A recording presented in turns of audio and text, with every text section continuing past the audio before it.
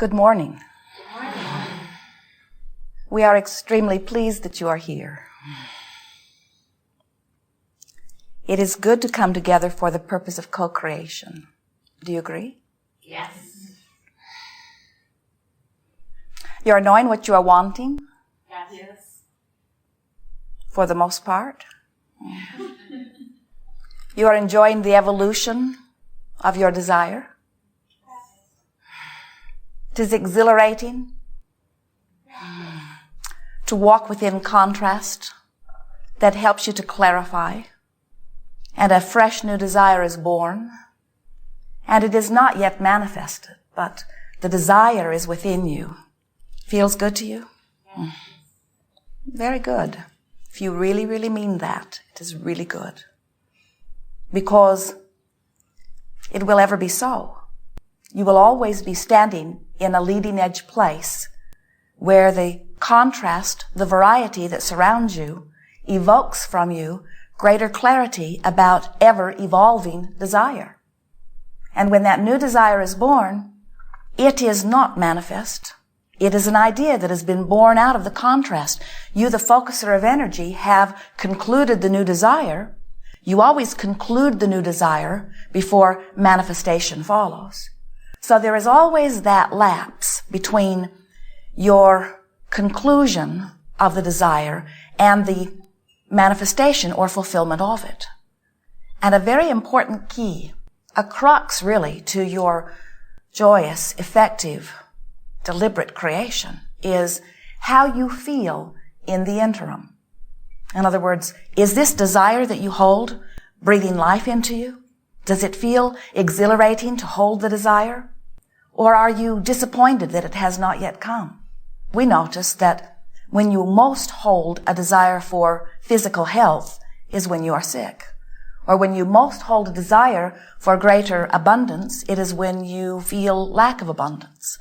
So the contrast in which you are living gives birth to the desire, but so often you approach that desire from a feeling place that does not match what the desire is. And that's what keeps your desires from manifesting fully faster. You have had associations with different things that have caused you to offer a pattern of thought. And it was a pattern of thought that got started, and because you did not deliberately choose some other thought, law of attraction helped you to maintain that thought and brought other things that matched that thought to you until in time that pattern of thought became what you might call a belief. A belief is only a thought that you keep thinking.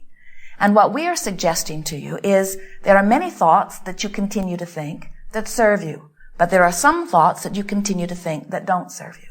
And any thought that is not a vibrational match to the desire that you hold is not serving you.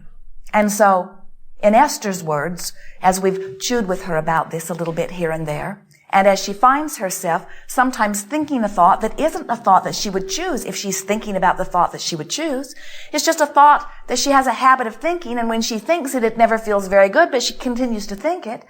And so as we said to Esther, why not play this game of virtual reality? In time, she said in very strong words, I can damn well choose the thoughts that I think.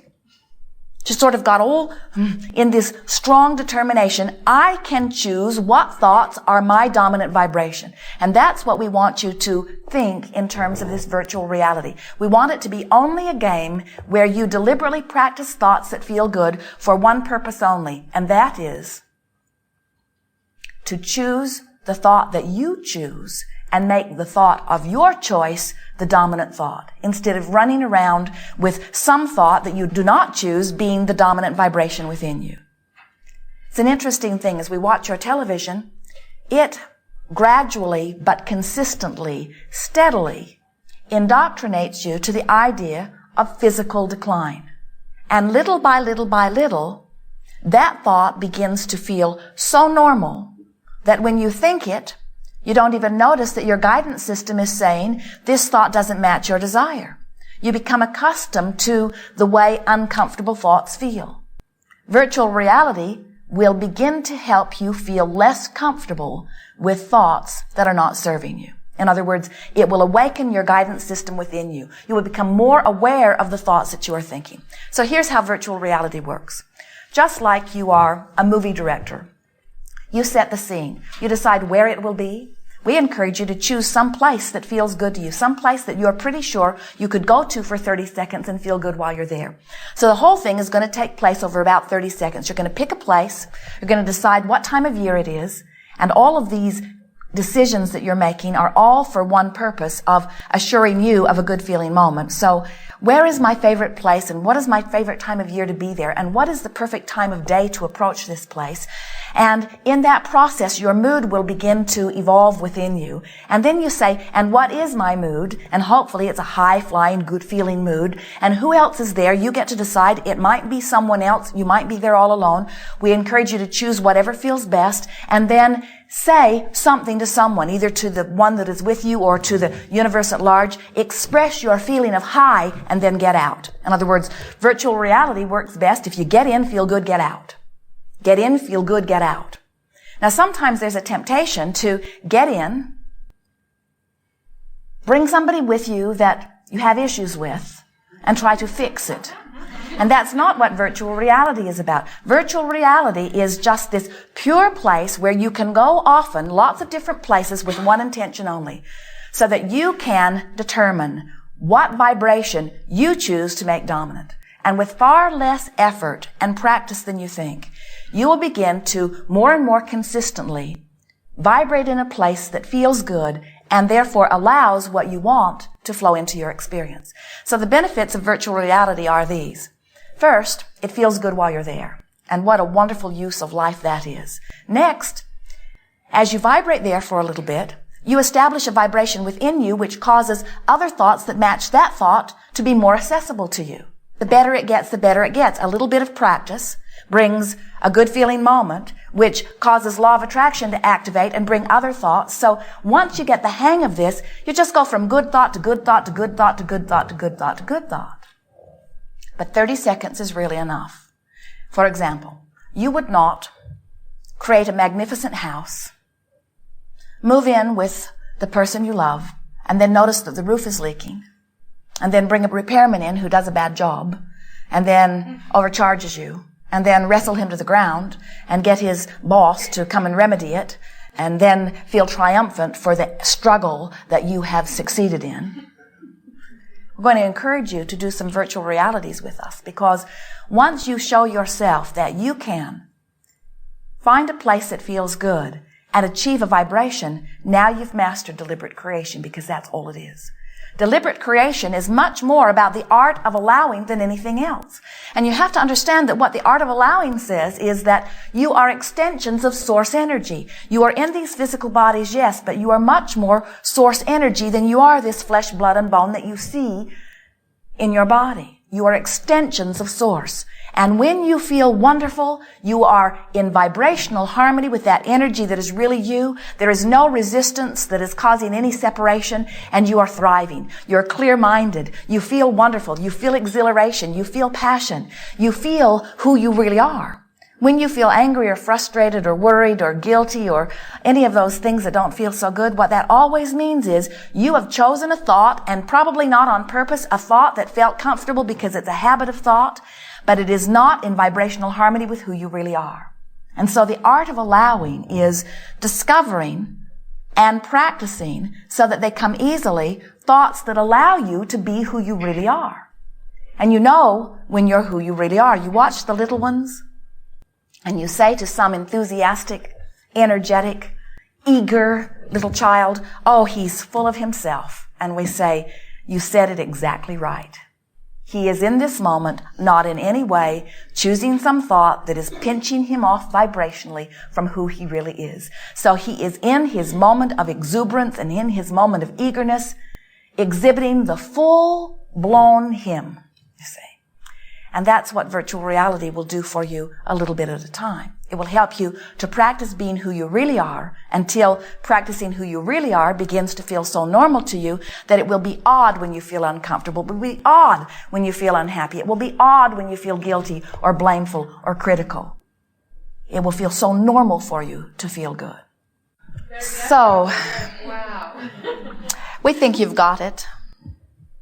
In other words, you understand what to do, don't you? You know what to do. You know what to do. You know what to do. So now you have a sense of what to do. We don't think there's one of you that does not fully have an understanding that you are the creator of your own experience. We think that you have come to full understanding about the vibrational nature of this universe. And we can feel that you know when you are in vibrational harmony with your well-being and when you are not. In other words, we do not think that there is confusion anywhere among you. We do think that you have some practicing to do, because you've been practicing some thoughts that have become dominant in your experience. And we want to applaud you by acknowledging that the majority of the thoughts that are dominant within you are serving you. This is not about major surgery. This is about selectively sifting. This is about making a decision that you get to choose what is dominant within your vibration, and then showing yourself with a little bit of practice that you can do it. And then the most fun part of all is the vibrational universal compliance. Nothing is more exhilarating to us than to watch you making a decision about something from a place of having no idea how to get there, and then reaching for a thought that feels a little better and seeing that recognition within you, and then watching law of attraction begin to reverberate around that vibration, which makes the next thought easier.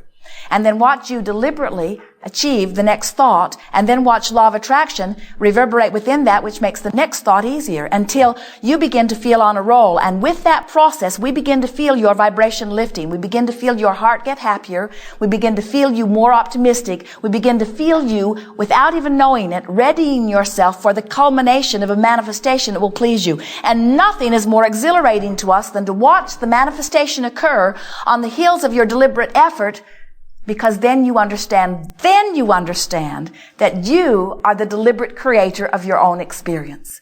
There is nothing more fun than to make a decision from a place of not knowing how to do it, reaching for it, achieving some awareness of what you are doing, offer a little deliberate mind control, bringing yourself deliberately into a vibration of your choice, and then watching the entire universe comply to your vibration. The freedom that comes in that knowledge is what you are all about. The basis of your life is freedom. You are so free you can choose bondage. Your quest, your intention, is that of joy. And motion forward is the inevitable result. But if you will let your quest be that of joy, then the inevitable result will come to you so easily, so joyously, so productively, and so much in the way that you've intended. We have enjoyed this interaction immensely. Truly the leading edge of thought. There is great love here for you. We are complete.